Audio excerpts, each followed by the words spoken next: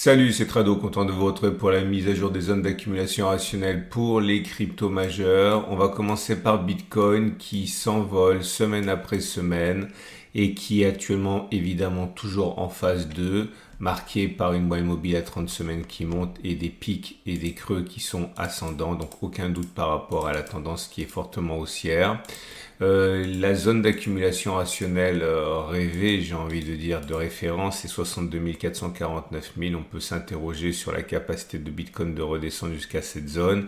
On va pas se plaindre non plus, on a eu plusieurs mois pour accumuler, mais il est vrai que pour l'instant, les chances de retourner sur cette zone sont assez limitées.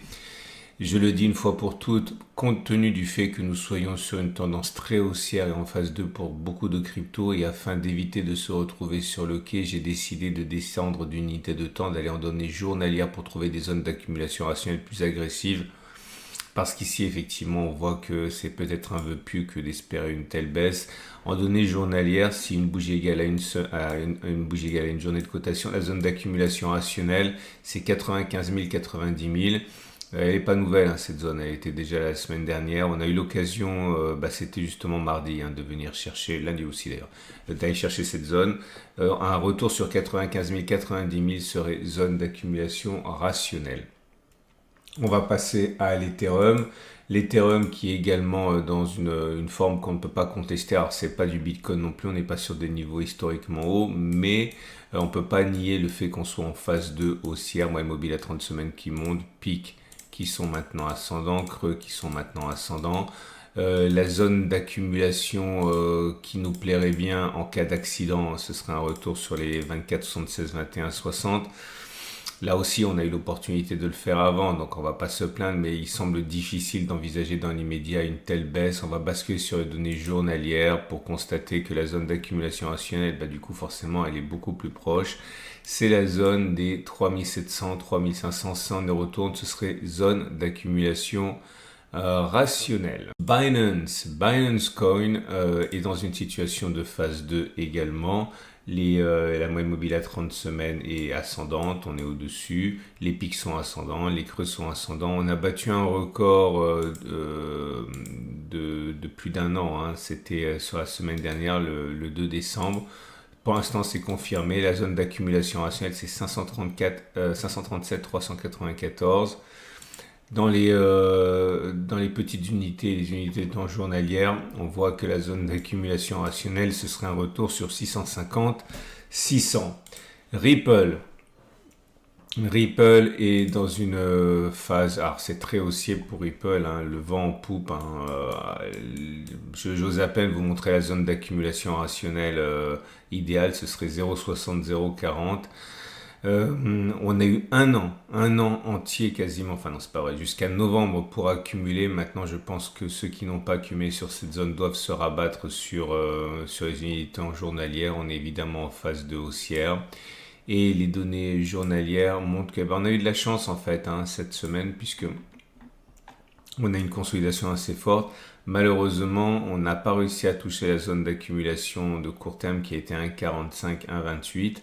On va attendre patiemment. Il n'est pas impossible qu'on y retourne. Il y a des attaques fréquentes sur les cryptos. Je répète, zone d'accumulation rationnelle 1,45, 1,28. Dogecoin porté par l'exposition d'Elon Musk actuellement. On est là aussi absolument pas en phase d'accumulation rationnelle. C'était 0,11, 0,08. Dogecoin est en phase de haussière et les données journalières. Alors c'est là que c'est intéressant parce qu'on est venu toucher la zone d'accumulation rationnelle à 0,375, 340. Ça a été le cas mardi et mercredi. C'est pour ça qu'il faut vraiment avoir soit des alertes pour ne pas laisser passer les occasions, soit ouvrir à minima tous les jours votre plateforme pour tenter de profiter des opportunités. En tout cas, la zone d'accumulation rationnelle, peut-être qu'on va y retourner, c'est 0,315, 0,340. Alors, avant d'aller plus loin, je vous rappelle quelque chose de très important si vous découvrez mon format. c'est que compte tenu du contexte actuel, je préconise de combiner la DCA et la ZAR, c'est-à-dire le dollar cost averaging. Ça veut dire que vous investissez à intervalles réguliers un petit peu, hein, ça veut dire par exemple tous les premiers du mois ou tous les 15 du mois ou ce que vous voulez.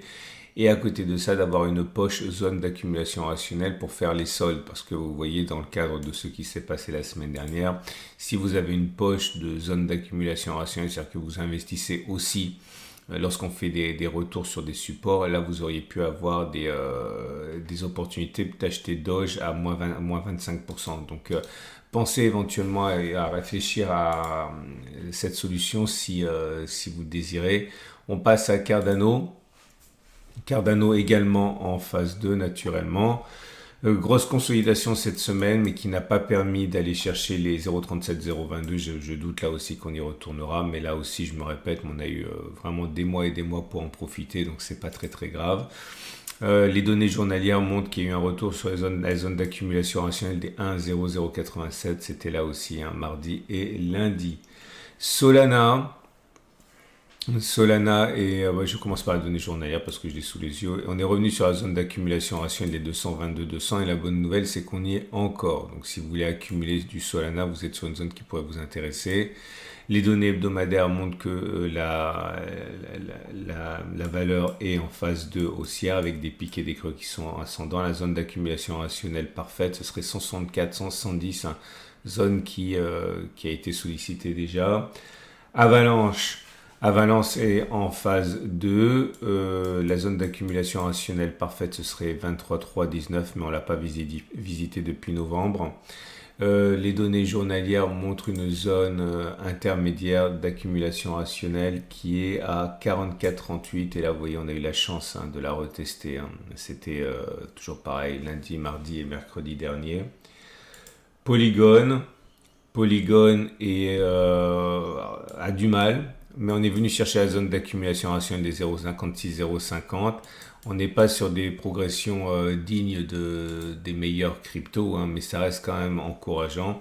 On vient juste de sortir de phase 1. On vient juste de sortir, oui, de phase 1. Alors, j'ai un petit problème pour Polygon. J'ai hésité à la mettre en phase 2. C'est vraiment à limite. Hein. La moyenne mobile à 30 semaines, elle recommence à descendre. Il n'est pas impossible que ce soit un pétard mouillé. Je la maintiens en phase 2 parce qu'il me semble quand même qu'on ait des pics qui soient ascendants et des creux ascendants, mais c'est vraiment un cas assez limite. Je ne suis pas convaincu qu'on se maintienne en phase 2 sur Polygon. En tout cas, je l'ai dit, hein, on est retourné en zone d'accumulation rationnelle la semaine dernière. Polkadot est en phase 2. Là, vous voyez, la moyenne mobile à 30 semaines est clairement montante. La zone d'accumulation rationnelle, c'est 4,6, 3,5. Et pour les plus pressés, vous avez une zone d'accumulation rationnelle à 8,45, 7,55 qui a été sollicitée aujourd'hui, hier et tout au long de la semaine dernière. Donc gardez ça sur vos tablettes. 8,47, 7,55, ça pourrait vous intéresser. Elrond est en phase 2 aussi. La zone d'accumulation rationnelle n'a pas été sollicitée. C'est 38,34 pour le court terme. Sur les données hebdomadaires, si on y retourne, ce qui, vous l'aurez compris, est assez difficile à croire. On est en phase 2 et la zone d'accumulation rationnelle, c'est ici, c'est 29, 22 euros, la zone qui n'a pas été visitée depuis 20 novembre. AV est très bien orienté avec une phase 2, alors elle mène la danse, hein, zone d'accumulation rationnelle 160-125 et phase 2 naturellement, données journalières pour ceux qui voudraient se laisser séduire. Alors malheureusement, on n'est pas revenu la tester, c'est 285-226, je ne tarderai pas à en tracer une autre, hein, mais pour l'instant ça reste 285-226. Chainlink a une zone d'accumulation rationnelle à 24-20.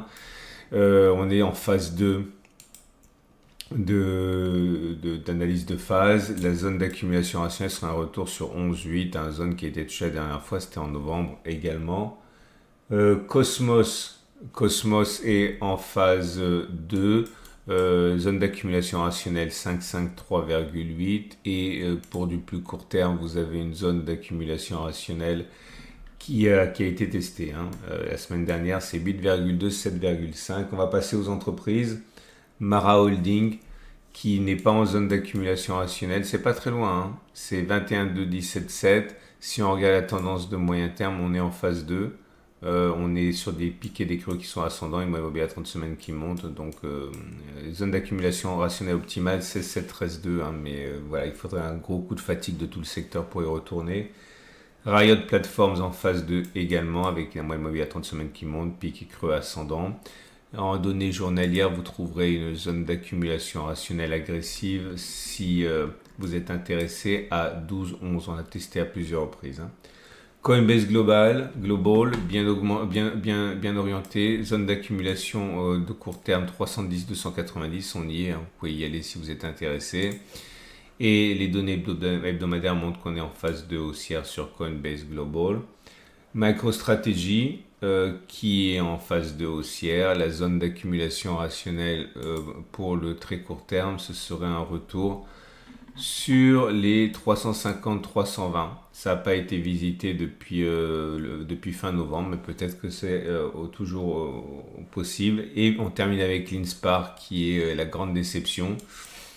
Malheureusement, on n'est pas véritablement en phase haussière. Regardez, la moyenne mobile à 30 semaines descend. Alors, on a des pics et des creux qui sont ascendants, mais ça suffit pas. Il faut aussi que la moyenne mobile à 30 semaines monte ou qu'elle fasse mine de monter au moins. Et là, c'est pas du tout le cas. Elle est descendante. Donc, CleanSpark, toujours en phase 1, en phase de latéralisation. Voilà. Je vous remercie d'être de plus en plus nombreux à regarder, visionner ce format. Je vous rappelle que vous avez la possibilité d'ouvrir un compte, au moins de voir comment fonctionne la plateforme et ses conditions optimales de sécurité et de simplicité. Je parle bien sûr de Cryptcool. Pensez à vous abonner si vous ne voulez pas louper les mises à jour et celles-ci ont lieu le dimanche soir, lundi matin. À la semaine prochaine pour cette mise à jour.